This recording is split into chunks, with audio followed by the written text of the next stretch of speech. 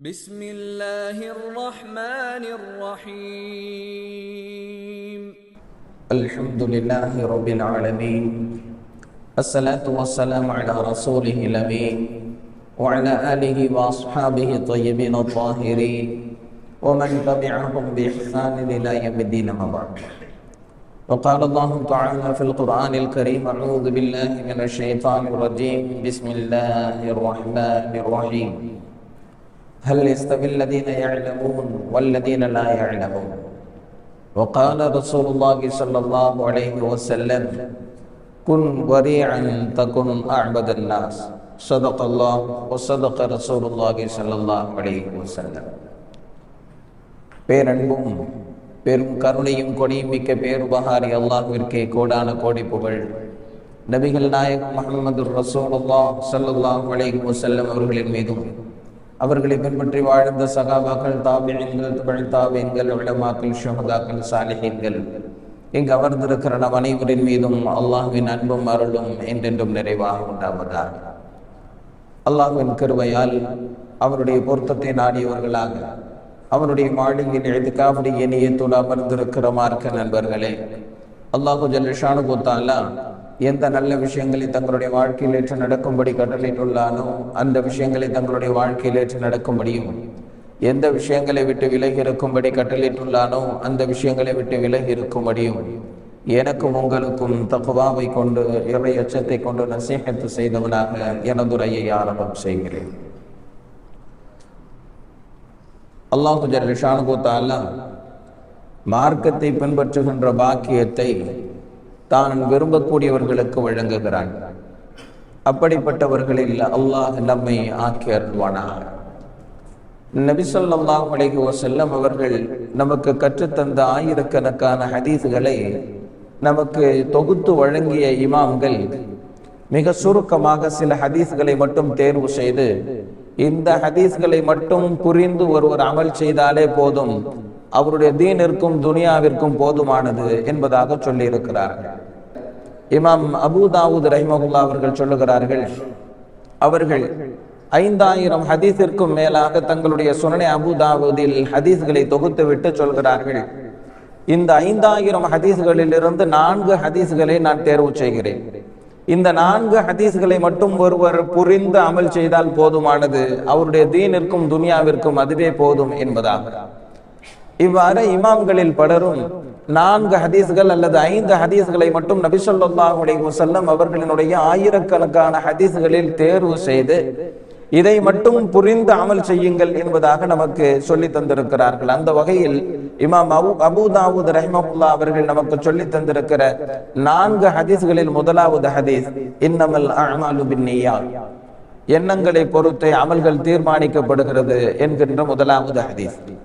இரண்டாவது ஹதீஸ் அல் ஹலாலு பையினுன் வல் ஹராமு பையினுன் வ பைனஹுமா உமூருன் முஷ்தபிஹாத்துன், ஹலாலும் தெளிவானது, ஹராமும் தெளிவானது, இரண்டிற்கும் இடையே சில சந்தேகத்திற்குரியவைகள் இருக்கிறது, அவைகளை அதிகமான மக்கள் அறிவதில்லை. அது விஷயத்தில் யார் பேணுதலாக இருக்கிறாரோ அவர் தன்னுடைய தீனையும் அந்தஸ்தையும் பாதுகாத்து விட்டார், யார் அதை செய்து விடுகிறாரோ அவர் ஹராமில் சிக்கி விடுவார் என்கின்ற இரண்டாவது ஹதீஸ். மூன்றாவது இமாம் அவர்கள் சொல்லுகிறார்கள், லா யுமினு அஹதுக்கும் ஹத்தா யுஹிப்பு லி அஹீஹி மா யுஹிப்பு லி நஃப்ஸிஹி, தனக்கு எதை வேண்டும் என்று ஆசைப்படுகிறாரோ, பிரியப்படுகிறாரோ அதுவே சக முஸ்லிமிற்கும் கிடைக்க வேண்டும் என்று ஆசைப்படாத வரை ஒருவர் உண்மை விசுவாசியாக ஆக மாட்டார் என்கின்ற ஹதீஸ். நான்காவது ஹதீஸ் மின் ஹுஸ்னி இஸ்லாமில் மர்இ தர்குஹு மா லா யஅனி, அழகிய இஸ்லாம் என்பது தேவையற்றவைகளை விட்டு விடுவது என்பதாக சொல்கிறார்கள். இந்த 4 ஹதீஸ்களையும் சொல்லி இமாம் அவர்கள் சொல்கிறார்கள், ஆயிரக்கணக்கான நபி அவர்களினுடைய ஹதீஸ்களில் இந்த 4 ஹதீஸ்களை மட்டும் ஒருவர் சரியான முறையில் புரிந்து பின்பற்றினால் அதுவே அவருடைய தீனிற்கும் அந்தஸ்திற்கும் போதுமானது என்பதாக சொல்கிறார். இந்த 4 விஷயங்களையும் யோசித்து இந்த 4 ஹதீஸ்களிலும் இருக்கிற ஒரு பொது பண்பு என்று நாம் எடுப்பதாக இருந்தால் பேணுதல், அல் வர என்று அரபியில் சொல்லப்படுகின்ற பேணுதல். தொடுகிறார், நோன்பு வைக்கிறார், ஹஜ்ஜு செய்கிறார், ஜக்காத்து கொடுக்கிறார், கொடை வழங்குகிறார், இன்னும் என்னென்னவோ நற்காரியங்கள் புரிகிறார். வெளிப்படை தோற்றங்களை கொண்டு அல்லாஹ் அதற்கு கூலி வழங்குவதில்லை. எண்ணம் எவ்வாறு இருக்கிறது என்பதை வைத்துத்தான் அல்லாஹு ஜல்ல ஷானஹு வ தஆலா கூலி வழங்குகிறார். நபி ஸல்லல்லாஹு அலைஹி வஸல்லம் அவங்க சொல்றாங்க, நாளை மறுமையில் 3 பேர் நரகத்தில் தூக்கி வீசப்படுவார்கள். அவர்கள் வீசப்படுவதற்கு முன்பு அல்லாஹ் அவர்களை பார்த்து கேட்பான், நான் உனக்கு கல்வியை வழங்கினேன், அதை எவ்வாறு பயன்படுத்தினாய்? அவர் சொல்லுவார், நான் உன்னுடைய பொருத்தத்தை நாடித்தான் அதை பயன்படுத்தினேன். இல்லை, நீ பொய் சொல்கிறாய். உன்னை மக்கள் எல்லாம் அறிஞர் என்று போற்ற வேண்டும் என்பதற்காக வேண்டித்தான் இந்த கல்வியை நீ பயன்படுத்தினாய் என்று அல்லாஹ் சொல்லி அவரை நரகத்தில் தூக்கி போடுவான். ஒரு கொடையாளியை அல்லாஹ் அழைத்து கேட்பான், உன்னுடைய செல்வத்தை எவ்வாறு பயன்படுத்தினாய்? உன்னுடைய பொருத்தத்தை நாடி நான் அதை மக்களுக்கு வாரி வழங்கினேன் என்பதாக சொல்லுவார். அல்லாஹ் சொல்லுவான், இல்லை, நீ போய் சொல்லுகிறாய். மக்கள் எல்லாம் உன்னை போற்ற வேண்டும், கொடையாளி என்று புகழ வேண்டும் என்பதற்காக வேண்டித்தான் நீ உன்னுடைய செல்வத்தை பயன்படுத்தினாய் என்பதாக சொல்லி அல்லாஹ் அவரையும் தூக்கி நரகத்தில் வீசுவான். அல்லாஹ்வின் பாதையிலே தன்னுடைய உயிரை நீத்த ஒரு தியாகியை கூப்பிட்டு அல்லாஹ் கேட்பான், உன்னுடைய உயிரை நீ எதற்காக வேண்டி தியாகம் செய்தாய்? அவர் சொல்லுவார், உன்னுடைய பொருத்தத்தை நாடித்தான் நான் அதை என்னுடைய உயிரை நீத்தேன் என்பதாக சொல்லுகிற போது அல்லாஹ் சொல்லுவான், இல்லை, நீ பொய் சொல்லுகிறாய். மக்கள் எல்லாம் உன்னை வீரர் என்றும் தியாகி என்றும் புகழ வேண்டும் என்பதற்காக வேண்டித்தான் நீ உன்னுடைய உயிரை நீத்தாய் என்பதாக அல்லாஹ் சொல்லி அவரையும் நரகத்தில் தூக்கி போடுவான் என்பதாக நபி ஸல்லல்லாஹு அலைஹி வஸல்லம் அவர்கள் சொல்லுகிறார்கள். என்றால் வெளி வடிவத்தை வைத்து அவர் கூலி வழங்கப்படவில்லை, அவருடைய எண்ணத்தை வைத்துத்தான் அல்லாஹ் கூலி வழங்குகிறான். எனவே தான் சஹாபாக்கள் பயந்தார்கள், என்னுடைய அமல்கள் எல்லாம் புறக்கணிக்கப்பட்டு விடுமோ, என்னுடைய அமல்கள் எல்லாம் தூக்கி வீசப்படுமோ என்று சஹாபாக்கள் கண்ணீர் வடித்தார்கள் என்று நாம் வரலாறுகளை பார்க்கிறோமே.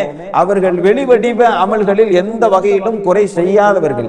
யாரும் தொழுகையை விட்டவர்கள் இல்லை, யாரும் நோன்பை விட்டவர்கள் இல்லை, யாரும் கடமையான ஹஜ்ஜை விட்டவர்கள் இல்லை, யாரும் சதகா தான தர்மங்கள் வழங்குவதில் குறைவானவர்கள் இல்லை, ஜக்காத்தை வழங்குவதில் அவர்கள் குறை செய்ததில்லை.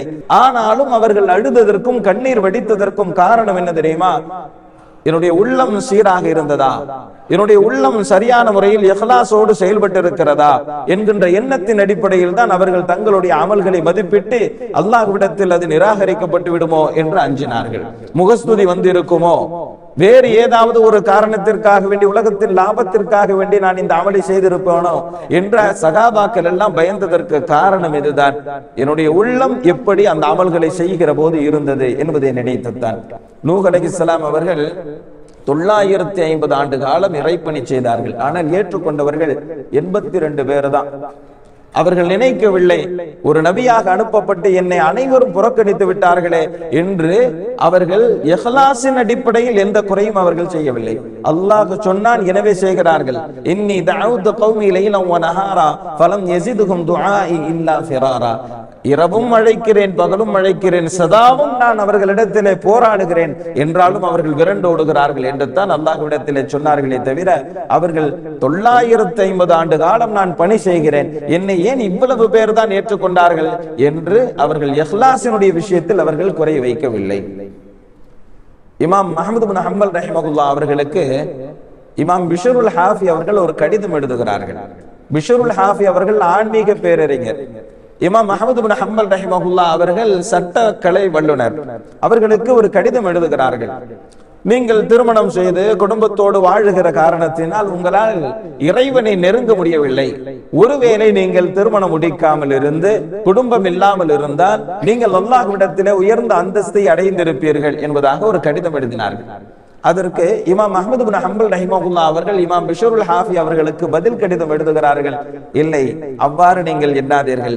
என்னுடைய குழந்தை அழுகிற போது அந்த குழந்தையினுடைய பசி தீர்ப்பதற்காக வேண்டி அல்லாஹ்விற்காக நான் செய்கிறேன் என்று ஏதாவது ஒன்றை வாங்கி கொண்டு வந்து என்னுடைய குழந்தையினுடைய பசியை தீர்த்தால் அல்லாஹ் அதற்கு வழங்குகிற நன்மை 1000 வருடம் நான் இபாதத்து செய்வதை விட அதிகமான நன்மை என்னால் பெற்றுவிட முடியும் என்பதாக இமாம் அஹ்மத் இப்னு ஹம்பல் ரஹிமஹுல்லாஹ் அவர்கள் சொல்லுகிறார்கள். என்றால் நம்முடைய எண்ணம் எப்படி இருக்கிறது என்பதை வைத்து அல்லாஹ் கூலி வழங்குகிறான். எனவே தான் நபி ஸல்லல்லாஹு அலைஹி வஸல்லம் அவர்கள் சொல்லுகிறார்கள், தன்னுடைய மனைவிக்கு ஊட்டி விடப்படுகின்ற ஒரு கவல உணவிற்கு கூட கூலி வழங்கப்படுவது இதனால் தான் அவருடைய உள்ளம் ஹலாலான முறையில், பரிசுத்தமான முறையில் தன்னுடைய குடும்பத்தை அரவணைக்க வேண்டும் என்கின்ற அடிப்படையில் அல்லாஹ் இதைத்தான் என்னுடைய பொறுப்பாக கொடுத்திருக்கிறான் என்று விளங்கிய முறையில் இவர் செய்கிற போது அதற்கும் அல்லாஹ் கூலி வழங்குகிறான்.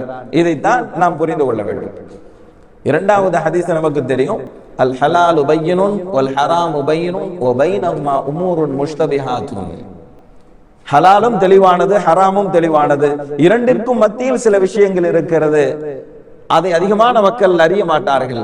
அதிலும் யார் பேணுதலாக இருக்கிறாரோ, அதை விட்டு விடுகிறாரோ, அவர் தன்னுடைய தீனை, தன்னுடைய அந்தஸ்தை பாதுகாத்துக் கொண்டார். அதை யார் செய்து விடுகிறாரோ அவர் மிக விரைவில் ஹராமிலும் சிக்கி விடுவார் என்கின்ற இந்த ஹதீஸ். இது ரொம்ப முக்கியமான விஷயம். இந்த காலத்துல எது ஹலால் எது ஹராம் என்பது நமக்கு தெரியும் என்றாலும் கூட ஒரு கோணத்தில் பார்த்தால் ஹலாலை போன்று தெரியும், இன்னொரு கோணத்தில் பார்த்தால் ஹராமை போன்று தெரியும். இதில் என்ன செய்வது, என்ன முடிவெடுப்பது என்று நமக்கு ஒரு குழப்ப நிலை ஏற்படும். இப்படி ஏற்படுகிற நேரத்தில் இது வேண்டாம் என்று விலகி இருப்பது என்பது அவருடைய தீனிற்கும் பாதுகாப்பு, அவருடைய அந்தஸ்திற்கும் பாதுகாப்பு. அதுதான் கூடும் என்று அவர் சொல்லுகிறாரே, இதுதான் சரி என்று இவர் சொல்லுகிறாரே என்று நாம் செய்து விட்டோம் என்று சொன்னால் அடுத்தடுத்த கட்டத்திற்கு போய் அவர் ஹராமில் சிக்கி விடுவார். இது ரொம்ப முக்கியமான விஷயம், பேணுதல். நபி ஸல்லல்லாஹு அலைஹி வஸல்லம் அவங்க சொல்றாங்க, கடுமையான பசியா இருக்கும், தாகமாக இருக்கும், வீட்டுக்கு வருவேன், என்னுடைய படுக்கையில பார்த்தா ஒரு பேரித்தம்பழம் இருக்கும், எடுத்து சாப்பிடணும்னு சொல்லி என்னுடைய மனசு ஆசைப்படும். ஆனால் இது ஒரு வேளை தர்மத்தின் பழமாக இருக்குமோ, ஜக்காத்தின் பழமாக இருக்குமோ? ஏனென்றால் வரக்கூடிய இந்த தர்மங்கள் எல்லாம், ஜக்காத்துகள் எல்லாம் நபி ஸல்லல்லாஹு அலைஹி வஸல்லம் அவர்களின் வீட்டிலே குவிக்கப்பட்டு பங்கிடப்பட்டு மக்களுக்கு கொடுக்கப்படும். அது நபி ஸல்லல்லாஹு அலைஹி வஸல்லம் அவர்களுக்கு தடுக்கப்பட்ட ஒன்று. எனவே நபி அவர்கள் யோசிப்பார்களாம், இது தர்மத்தின் பழமாக இருக்குமோ, ஜக்காத்தின் பழமாக இருக்குமோ? வேண்டாம், இது நமக்கு தடுக்கப்பட்டிருக்கிறது என்பதாக நான் அந்த ஒற்றை பேரித்தம்பழத்தை சாப்பிடாமல் வைத்துவிட்டு பட்டினியோடு உறங்குவேன் என்பதாக நபி ஸல்லல்லாஹு அலைஹி வஸல்லம் அவர்கள் சொல்லுகிறார்கள். எங்கிருந்தோ கிடைத்த பழம் அல்ல, தன்னுடைய வீட்டில் கிடக்கிற ஒரு பேரித்தம்பழம். பசி வாட்டுகிற நேரத்திலே கூட நபி ஸல்லல்லாஹு அலைஹி வஸல்லம் அவர்கள் விலகி இருக்கிறார்கள் என்று சொன்னால் பேணுதல். நபி ஸல்லல்லாஹு அலைஹி வஸல்லம் அவர்கள் சொன்னார்கள், குன் வரிஅன் தகுன் அஅபதன் நாஸ். நீங்கள் பேணுதலோடு இருங்கள், நீங்கள் தான் மக்களிலேயே ஆகப்பெரிய வணக்கசாலி என்பதாக நபி ஸல்லல்லாஹு அலைஹி வஸல்லம் அவர்கள் சொல்லுகிறார்கள். கைரு தீனிக்கும் அல் வரா. உங்களுடைய மார்க்கத்தில் மிக அழகிய அம்சம் என்ன தெரியுமா? பேணுதல் என்பதாக நபி ஸல்லல்லாஹு அலைஹி வஸல்லம் அவர்கள் சொன்னார்கள். சகாபாக்களின் வாழ்க்கையிலும் இதை நம்மால் பார்க்க முடிகிறது. பிரபலமாக நமக்கு தெரிந்திருக்கிற ஒரு செய்திதான், ஹஜ்ரத் அபூபக்கர் ரலியல்லாஹு தஆலா அன்ஹு அவர்கள் தன்னுடைய வீட்டுக்கு வருவாங்க. மனைவி சொல்லுவாங்க தன்னுடைய கணவரை பார்த்து, ஏதாவது ஒரு பலகாரம் செஞ்சு சாப்பிடலான்னு ரொம்ப ஆசைப்படுறேன். ஹஜ்ரத் அபூபக்கர் ரலியல்லாஹு தஆலா அன்ஹு அவங்க கேட்பாங்க, பலகாரம் செய்யறதுக்கெல்லாம் நம்ம கிட்ட காசு இல்லையேம்மா? அவங்க சொல்லுவாங்க, இல்ல நீங்க குடும்ப செலவுக்காக வேண்டி கொடுத்ததுல கொஞ்சம் கொஞ்சமா சேர்த்து வச்சு ஒரு தொகை வச்சிருக்கிறேன், அதை வச்சு அந்த பலகாரம் செய்யலாமே என்பதா. ஹஜ்ரத் அபூபக்கர் ரலியல்லாஹு தஆலா அன்ஹு அவர்கள் சொன்னார்கள், அப்படியா, அந்த தொகையை கொண்டு வா. கொண்டு வந்த உடனே வாங்கிட்டு சொன்னாங்க, அழுதாங்க, கண்ணீர் வெடிச்சாங்க. தன்னுடைய மனைவி பார்த்து சொன்னாங்க, பைத்துல் மாலிலிருந்து எனக்கு வழங்கப்படுகிற இந்த சம்பளத்தில் இதை நான் கூடுதலாக பெற்றிருக்கிறேன் என்பதாக சொல்லி அந்த பணத்தையும் மீண்டும் பைத்துல் மாலில் சேர்த்தார்கள் என்று சொன்னால் பேணுதல். ஹஜ்ரத் உமர் ரலியல்லாஹு தஆலா அன்ஹு அவர்களின் வரலாறு நமக்கு தெரியும். வாசனை திரவியங்கள் வருகிற நேரத்திலே பங்கிட்டு வைக்கிற பொறுப்பு ஹலீஃபா அவர்களுக்கு உண்டு. பங்கிடுகிற நேரத்திலே தன்னுடைய முகத்தில், தன்னுடைய மூக்கிலே துணியை கட்டிக் கொள்வார்களாம். ஏனென்று சொன்னால் அந்த வாசனையை நான் நுகர்வது எனக்கு ஆகமாக்கப்பட்டதல்ல, அந்த வாசனையை நான் நுகரக்கூடாது என்பதற்காக வேண்டி தன்னுடைய கையிலே படக்கூடிய அந்த வாசனை திரவியத்தை தன்னுடைய ஆடையில் தேய்த்துக் கொள்ள மாட்டார்களாம். ஹஜ்ரத் உமர் ரலியல்லாஹு தஆலா அன்ஹு அவர்களின் பேணுதல். ஹஜ்ரத் உமர் ரலியல்லாஹு தஆலா அன்ஹு அவர்கள் அரசாங்கத்தினுடைய அலுவலகத்தில் அமர்ந்து பணி செய்து கொண்டிருக்கிற நேரத்தில் ஒருவர் வருவார், வந்து தன்னுடைய பிரச்சனைகளை முறையிடுவார். ஹஜ்ரத் உமர் ரலியல்லாஹு தஆலா அன்ஹு அவர்களும் அந்த பிரச்சனை குறித்து பேசுவார்கள். பேச ஆரம்பிக்கிற நேரத்தில் எரிகின்ற விளக்கை அணைத்து விடுவார்கள். வந்தவர் கேட்பார், ஏன் விளக்கை அணைத்து விட்டீர்கள்? அவர்கள் சொல்லுவார்கள், இப்போது நாம் பேச போவது நம்முடைய சொந்த விஷயம், இது அரசாங்கத்தினுடைய விளக்கு, இது அரசாங்கத்தினுடைய பணியை செய்வதற்குத்தான் பயன்படுத்த வேண்டுமே தவிர நம்முடைய சொந்த விஷயங்களை பேசுவதற்கு இந்த விளக்கை பயன்படுத்தி விடக் கூடாது என்பதாக சொல்லி அந்த விளக்கை அணைத்து விட்டு தங்களுடைய சொந்த விஷயங்களை பேசுவார்களாம் என்றால் ஹஜ்ரத் உமர் ரலியல்லாஹு தஆலா அன்ஹு அவர்களுடைய பேணுதல். நபி ஸல்லல்லாஹு அலைஹி வஸல்லம் அவர்கள் முன்னால் நடந்த ஒரு சம்பவத்தை சொல்லுகிறார்கள். இருவருக்கு மத்தியிலே ஒரு கொடுக்கல் வாங்கல் நடக்கிறது. ஒரு நிலத்தை ஒருவர் விற்றார், இன்னொருவர் வாங்கினார். வாங்கியதற்கு பிறகு அந்த நிலத்தை ஏதோ ஒரு காரணத்திற்காக வேண்டி தோண்டுகிறார். உள்ளே பொற்காசுகள் நிரம்பிய ஒரு பை இருக்கிறது, புதையல் இருக்கிறது. அந்த புதையலை எடுத்துக்கொண்டு விற்றவரிடத்திலே வந்து சொல்லுகிறார், சகோதரரே, உள்ளே புதையல் இருந்தது, இது உனக்குத்தான் சொந்தம். ஏனென்றால் நான் வாங்கியது நிலத்தை மட்டும்தான், உள்ளிருக்கிற புதையலை அல்ல என்பதாக சொன்னார். விற்றவர் சொல்லுகிறார், இல்லை, நான் விற்கிற போது நிலமும் அதற்கு அதை சார்ந்த அத்துணையும் சேர்த்துதான் விற்றேன், அது எனக்குரியதல்ல என்று இவர் சொல்லுகிறார். அந்த பொற்காசுகளை வாங்குவதற்கு அவரும் தயங்குகிறார், இவனும் தயங்குகிறார். அவர் சொல்லுகிறார், இது உனக்கு சொந்தம். இவர் சொல்லுகிறார், இல்லை இல்லை, இது உனக்கு சொந்தம். அப்போது அந்த கூட்டத்தார்களுக்கு அனுப்பப்பட்ட நபி இடத்திலே இந்த கேஸ் வருது. அந்த நபி கேட்டார், உங்களுக்கு பிள்ளைகள் இருக்கிறார்களா? ஆம், இருக்கிறார்கள். ஒரு பெண் மக்கள், ஒருவரிடத்திலே ஆண் மக்கள், இருவருக்கும் திருமணம் செய்து வைத்து இதை அவர்களுக்கு அன்பளிப்பு செய்து விடுங்கள் என்பதாக சொன்னார்கள். அவர்களுக்கு அன்பளிப்பு செய்யப்பட்டது. இதை நபி ஸல்லல்லாஹு அலைஹி வஸல்லம் அவர்கள் முன் வாழ்ந்த ஒரு சரித்திர நிகழ்வாக சொல்லி சகாபாக்களை பேணுதலினுடைய அவசியத்தை நபி அவர்கள் சொல்லி தந்திருக்கிறார்கள் என்று சொன்னால், பேணுதல் குறித்து நாம் யோசிக்க வேண்டும். அது எவ்வளவு அவசியம் என்பதை நாம் புரிந்து கொள்ள வேண்டும். நபி ஸல்லல்லாஹு அலைஹி வஸல்லம் அவர்கள் ஒரு ஹதீஸிலே சொல்லுகிறார்கள், தலையெல்லாம் பரட்டை தலையாக இருக்கிறது, ஆடைகள் எல்லாம் அலங்கோலமாக இருக்கிறது, அல்லாஹ்விடத்திலே கையேந்துகிறார். அல்லாஹ் அவர் எதை கேட்கிறாரோ அதை தருவதற்கு ஆக பொருத்தமான ஒரு நிலை. அவர் பயணத்திலும் இருக்கிறார், ஆனால் அவருடைய ஆடை ஹராமாக இருக்கும் நிலையில், அவருடைய உணவு ஹராமாக இருக்கும் நிலையில், அவருடைய பானம் ஹராமாக இருக்கும் நிலையில் அவருடைய துஆ எப்படி அல்லாஹ்விடத்தில் ஏற்றுக்கொள்ளப்படும்? அது நிராகரிக்கப்பட்டுத்தான் ஆகும் என்பதாக நபி ஸல்லல்லாஹு அலைஹி வஸல்லம் அவர்கள் சொல்லுகிறார்கள். ஹராமான ஒன்று நம்முடைய உடலுக்குள் சென்று விட்டால் முதல் பாதிப்பு என்ன தெரியுமா? நம்முடைய துஆக்கள் மறுக்கப்படும், நம்முடைய துஆக்கள் அல்லாஹ்விடத்தில் அங்கீகரிக்கப்படாது. இமாம் அல் ஹரமைன் என்பதாக ஷாஃபி மதுஹபினுடைய ஒரு மிகச்சிறந்த அறிஞர் ஒருத்தவங்க இருந்தாங்க. அவங்க சொல்றாங்க, அவங்க கிட்ட மக்கள் கேட்கிறாங்க, அல்லாஹ் எப்படி உங்களுக்கு இப்படி ஒரு அபாரமான ஆற்றலை கொடுத்தான், மார்க்க ஞானத்தை எப்படி அல்லாஹ் வழங்கினான் என்பதற்கு அவர்கள் ஒரு காரணத்தை சொல்லுவார்கள். என்னுடைய தாயார் சொல்லுவாங்க என்கிட்ட, என்னுடைய தந்தையார் என்னுடைய தாயார்கிட்ட சொல்லியிருந்தாங்களா, இந்த குழந்தைக்கு உன்னை தவிர யாரிடத்திலும் பால் ஊட்டுவதற்காக வேண்டி கொடுக்க கூடாது. அந்த காலத்துல பால் ஊட்டுவாங்க, வாடகை தாய்மார்களின் மூலமாக பால் ஊட்டுவார்கள், மற்றவர்கள் பால் ஊட்டுவார்கள். இப்படிப்பட்ட ஒரு வழமை இருந்தது. என்னுடைய தாயாரிடத்தில் என்னுடைய தந்தை சொல்லியிருந்தாங்களா, யாருக்கிட்டையும் பால் ஊட்டுவதற்காக வேண்டி கொடுக்க கூடாது. எந்த உணவு குழந்தைக்கு கொடுப்பதாக இருந்தாலும் சரி, அந்த உணவு ஹலாலான முறையில் பரிசுத்தமான முறையில் வந்ததா என்பதை பார்த்துத்தான் அந்த குழந்தைக்கு கொடுக்க வேண்டும் என்று என்னுடைய தந்தை ஒரு முறை கட்டளையிட்டு இருந்தார். ஒரு முறை நான் அழுது கொண்டிருந்தேன், என்னுடைய தாயார் பக்கத்துல இல்லை. பக்கத்துல இருந்த ஒரு அடிமை பெண் எனக்கு பால் ஊட்டிட்டாங்க. அந்த நேரத்துல என்னுடைய தந்தை வந்துட்டாங்க. தந்த உடனே வந்து என்ன உடனே வாங்கிட்டாங்க, அந்த பெண்கிட்ட இருந்து வாங்கிட்டாங்க. வாங்கி என்னுடைய வாய்க்குள்ள விரலை விட்டு பாந்தி எடுக்க செய்தார்களாம். எவ்வளவு தூரம் பாந்தி வந்ததோ அதுவரை நான் வாந்தி எடுத்து விட்டேன். அதற்கு பிறகு என்னுடைய தாயார் வந்ததற்கு பிறகு, ஏன் இவ்வாறு செய்தாய்? அந்த அடிமை பெண் பால் ஊட்டினால் அந்த பெண் உண்ணக்கூடிய உணவு எப்படிப்பட்டது என்று நமக்கு தெரியாதல்லவா என்று என்னுடைய தாயாரை என்னுடைய தந்தை கடிந்து கொண்டார்களா என்று தன்னுடைய தாயார் சொன்ன செய்தியை சொல்லிட்டு இமாம் ஹரமைன் அவர்கள் சொல்லுகிறார்கள், இப்போதும் கூட ஹதீஸை நடத்துகிற நேரத்தில், மார்க்க விளக்கங்களை சொல்லுகிற நேரத்தில் என்னுடைய நாவு தடுமாறுகிறது. அப்போதெல்லாம் நான் நினைப்பேன், அந்த அடிமை பெண் எனக்கு பால் ஊட்டினாலே வாந்தி எடுக்கிற நேரத்தில் வராமல் என்னுடைய உடலில் தங்கிவிட்ட ஒரு சில சொட்டுக்களின் விளைவோ என்பதாக நான் அஞ்சுகிறேன் என்பதாக சொல்றாங்க. இமாம் அஹ்மத் பின் ஹம்பல் அவங்க கிட்ட ஒரு மசாயில் கேட்டு ஒரு பெண்மணி வருவாங்க. என்ன மசாயில் அப்படின்னு சொன்னா, இமாம் அவர்களே, நான் என்னுடைய வீட்டு வாசல்ல கோதுமையை காய வச்சிருந்தேன், அதை எடுத்துட்டு வர்றதுக்குள்ள இருட்டாயிடுச்சு. அரசாங்கத்தினுடைய ஒரு ஊர்வலம் அந்த வழியாக சென்று கொண்டிருந்தது. அவர்கள் எல்லாம் தங்களுடைய கையில பந்தங்கள் வச்சுக்கிட்டு இருந்தாங்க. அந்த பந்தத்தில் எரியக்கூடிய நெருப்பின் வெளிச்சம் என்னுடைய வீட்டு வாசலிலும் விழுந்தது. அந்த வெளிச்சத்தை பயன்படுத்தி என்னுடைய கோதுமைகளை அள்ளி கொண்டு வீட்டிற்குள் வந்து விட்டேன். இந்த கோதுமை எனக்கு ஹலாலா என்பதாக இமாம் அஹ்மத் பின் ஹம்பல் ரஹிமஹுல்லாஹ் அவர்களிடத்திலே ஒரு பெண்மணி மசாயில் கேட்கிறார். இமாம் அஹ்மத் பின் ஹம்பல் அவர்கள் சொன்னார்கள், மற்ற பெண்களாக இருந்தால் அவர்களுக்கு இது கூடும், ஆனால் உனக்கு இது கூடாது. இவ்வளவு தூரம் பேணுதலாக இருக்கக்கூடிய ஒரு பெண்ணுக்கு இதிலும் பேணுதல் தேவை. எனவே அரசாங்கத்தினுடைய வெளிச்சத்தை பயன்படுத்தி உன்னுடைய கோதுமையை நீ அள்ளி வந்தாய் அல்லவா, எனவே அந்த கோதுமை உனக்கு ஆகுமானதல்ல என்பதாக இமாம் அஹ்மத் பின் ஹம்பல் ரஹிமஹுல்லாஹ் அவர்கள் சொன்னார்கள் என்று சொன்னால் பேணுதல். நபி ஸல்லல்லாஹு அலைஹி வஸல்லம் அவங்க சொல்லுவாங்க, குல்லு கர்லின் ஜர்ர நஃபஅன் ஃபஹுவ ரிபா. நாம் கடன் கொடுக்கிறோம், கடன் வாங்கியவரிடத்திலிருந்து நாம் கொடுத்த தொகையை தவிர வேறு எந்த வகையில் ஒரு பலனை நாம் பெற்றாலும் அது ரிபா என்பதாக, அது வட்டி என்பதாக நபி ஸல்லல்லாஹு அலைஹி வஸல்லம் அவங்க சொல்லி இருக்கிறாங்க. அதனால சஹாபாக்கள் எப்படி இருப்பாங்களா, ஒருத்தர் கடன் வாங்கியிருக்கோம், இப்ப கடன் வாங்கினவரு வாகனத்துல போறாரு, குதிரையில போறாரு, கடன் கொடுத்தவரு நடந்து போறாரு.